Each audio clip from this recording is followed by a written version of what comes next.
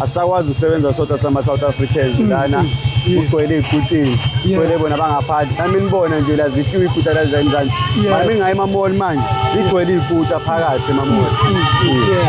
So njengamanje nani namhlanje niyathatha ngokuthi nani niyiphathele mashi and vele nini eniphusha kakhulu ukuthi nabantu behamba. Yebo nathi siyiphathele mashi kade silokhu sikhuluma singabo-driver sodwa lento le ukuthi sicela basincede namhlanje sizalithola usizo siphathe yazi yonke into eyenzakala la. Singajabula nje kakhulu singasize abahambi bashiye ngokuthula nje la sikwazi ukusebenza nathi siwenze ingane zethu. Mhlawumbe mfethu ungasho nje ukuthi ukugcizelela yiphi impact abayikhozayo kini labantu bangaphandle njengoba nina ningabashayeli bey'kota?